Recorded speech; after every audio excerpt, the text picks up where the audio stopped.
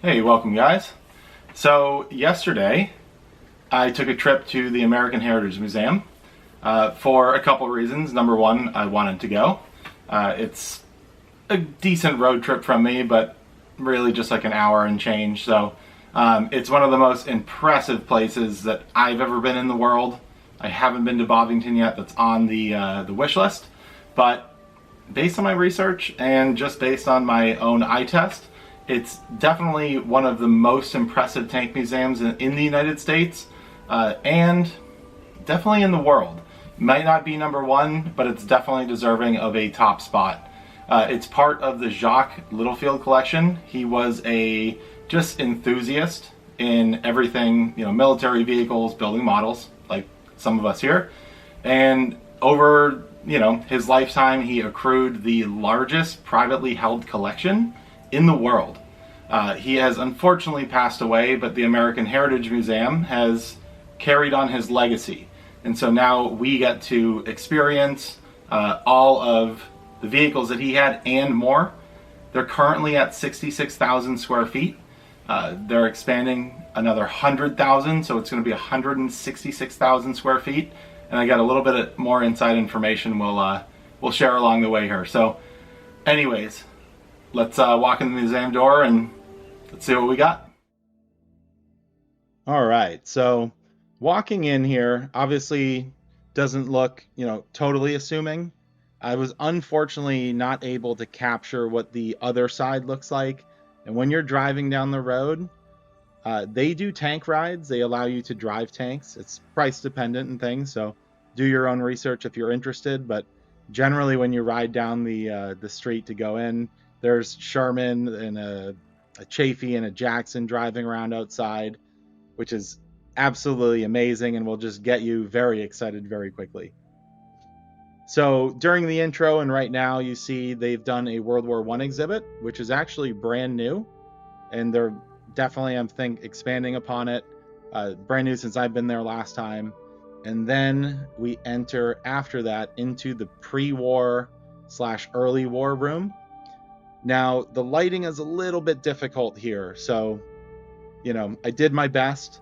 This is the only Panzer I on display in the United States, which is crazy. There's actually 15 vehicles in total that this is the only place that they're on display in the United States. This Vickers Mark IV-A is another example of that. These are the only two in the United States. So if you want to see them and you haven't, you can't go to Europe, this is the place to go. All right. We finally, after that, walk out onto the museum floor. And as you can see, it's amazing. Every single vehicle here is it's put into a diorama or a scene, at least 90% of them. And I will say, because I've been a couple times over the years, they are doing more and more. So they're getting more vehicles, they're getting more aircraft, which we'll talk about in a second. But they're building out these displays and things, which is really, really amazing. It almost feels like someone that builds scale models, designed this place, the way some of these dioramas come out. And if you're looking for inspiration, there's few better places I can think of. Every time, I go here, I go home and I order something and I have an idea of what I want to do. The Matilda is actually, again, the only one on display in the United States.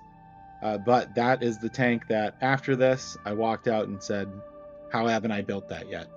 Right? And the reason is because of the paint job. Now, I will do some quick cuts like I did away from that motorcycle with the sidecar. I don't know YouTube's rules on the symbology, and I don't really feel like showing it. If I can avoid it, I don't want the video to get taken down. I want this to be obviously educational if you are looking for a place to go, if you've done your research and you're wondering, is it worth it? If you're not from the Massachusetts area, is it worth taking a road trip up there? I say it is. I vote yes. So we move through the North Africa. We're going to go in kind of chronological order, the way the museum wants you to go.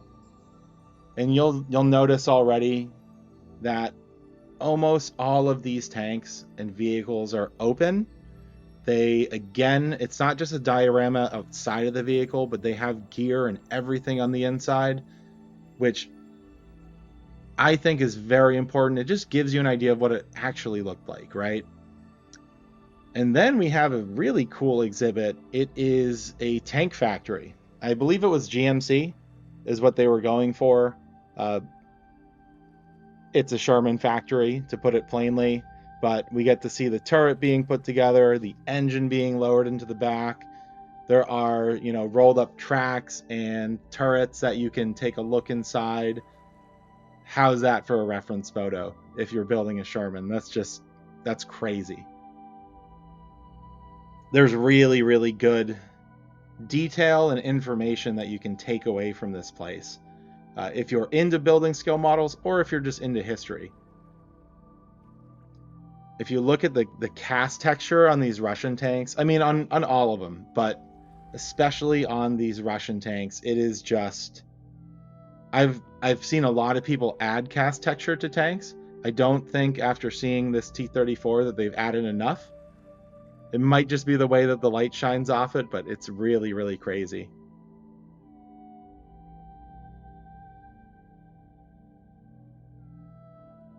And those big weld seams and everything.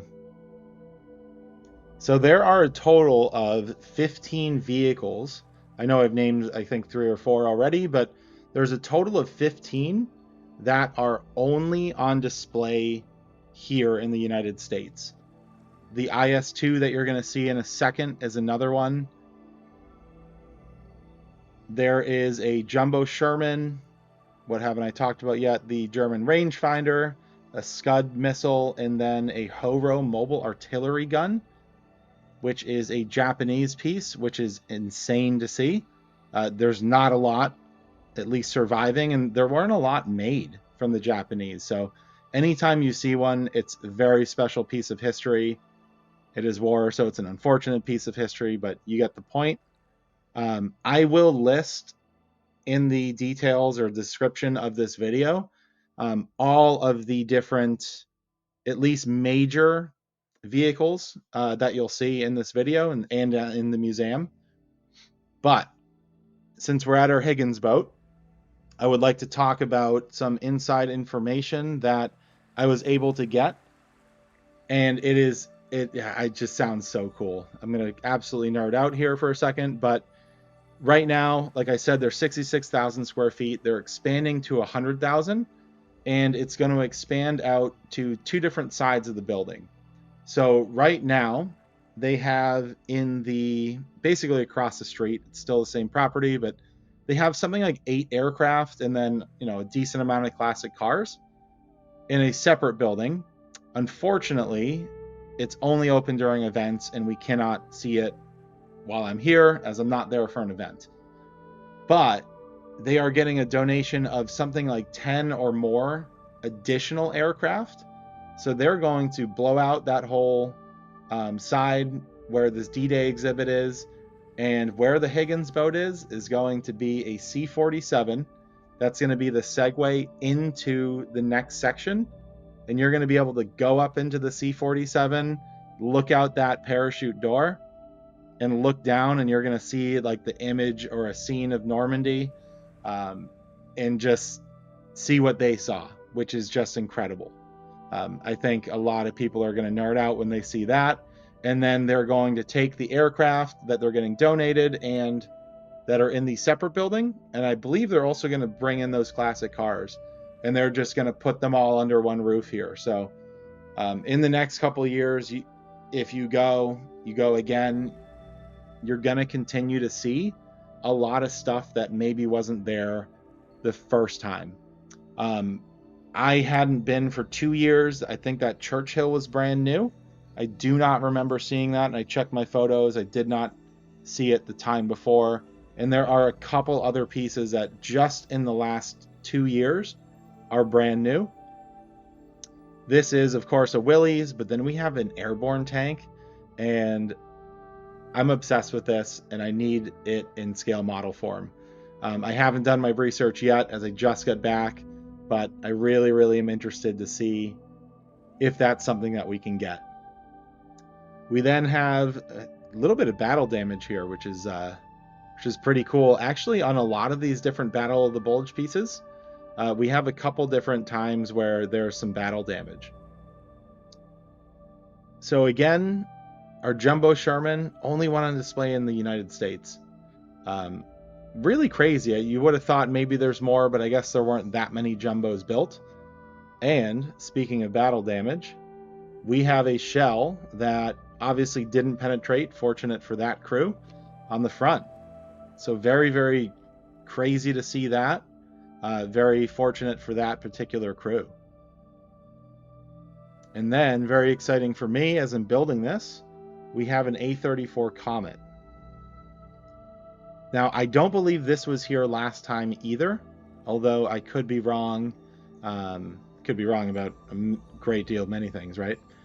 We also have next to it our M18 Hellcat. And so you'll see on the front there on that board that there's actually pictures of those tanks taken during the war. A fun fact about this museum is that if there is a info board and it has a picture of the tank from the war, it is of this exact tank. So that Comet was part of a film used for basically like Allied propaganda, them going over the Rhine into Germany. And so the tank commander there, I think he actually got pictures of some of the other things that are in this museum as well. But really, really crazy to see that. And it's amazing history to see those pictures, or to see the vehicle in front of you and think about the journey of where it came from. And then a couple other things that are new here. This the Flak gun, the German rangefinder, again, only one in the United States. And then, very, very sad, we do have a rail car. It is World War II. We cannot forget, why the war was fought, and obviously the horrible atrocities and things that were committed during it. So I'm sure that will be something that they expand. Important not to forget, right? Moving on into kind of the Pacific area here, we have one of my favorites, the M29 Weasel here. It is just an absolutely goofy vehicle. And then right here we have that Horo, which is just so cool, and it is the epitome of battle damage. I don't know why. Maybe they haven't fixed this one up, maybe because it's so rare. Maybe they can't find some of the parts, I'm not sure. Maybe it's something they'll end up doing in the future. But on that topic, they are currently restoring a Japanese Type 97 tankette, nicknamed the Tiki, I guess, which they're saying is going to take between 3 and 4 years. So that will be in addition to, they're going to enhance that kind of pre-war exhibit. So that's going to be amazing to see. I don't know if that one will be the only one on display in the United States, but I'm sure it will be. I've never seen or heard of one of those on display anywhere.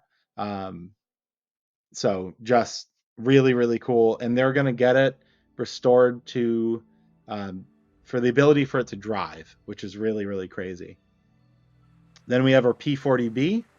Always nice to see a real life example of something that we just built. Really, really exciting. And generally one of my favorite aircraft from this era.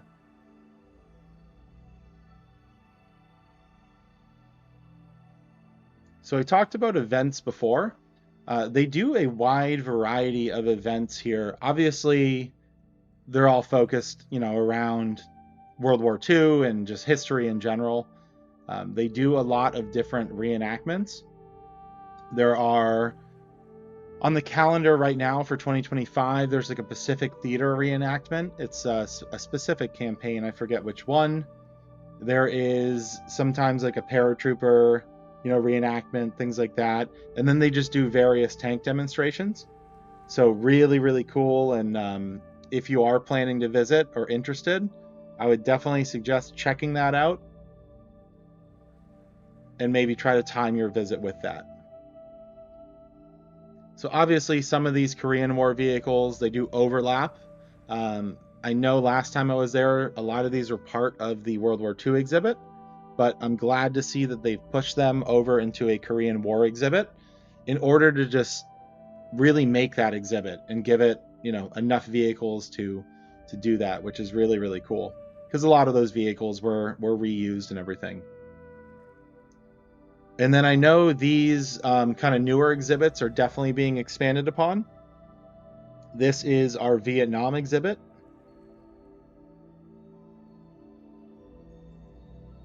Really cool what they've done with the reeds there and everything.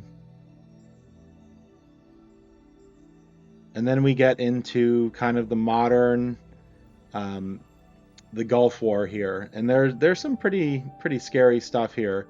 Starting with those kind of quad machine guns there, I would not want to be on the receiving end of that, nor would I want to be on the receiving end of the Scud, which is again the only one on display in the United States, and it is massive. It goes basically up to the ceiling, and it's something you would not want to see outside of a museum, but seeing it in a museum is really, really cool. And then we're going to move on to our the War for Terror exhibit, which is the final exhibit of this museum. Go back to the Cold War to see the world's most gigantic aircraft here. Takes up, it feels like, half of the museum. And it's just crazy to think about how big some of these things were. And then we have some airplanes folded, wings folded like they would be on an aircraft carrier, which is, it's a little bit difficult to get in there and see, but always cool to see them like that. We also were able to find some scale models that we'll show in a second. This is a popular place for model contests and gatherings and whatnot. So definitely really cool to see that, and I hope to attend one at some point. Maybe meet some other people that like gluing plastic together as much as I do. But as we wrap up here, again, I will put a list of all of the major vehicles and tanks and things in the description of this video. If you're interested in going, it's in Stowe, Massachusetts. Hudson has some very good food nearby. I would absolutely recommend you going. I hope this was informative. If you've made it this far, I'd please ask you to like and subscribe if you haven't already. But I appreciate you guys watching. It's always sad to leave this place, and I hope anyone watching this is able to go experience this museum as I was the other day. So thanks for watching, guys.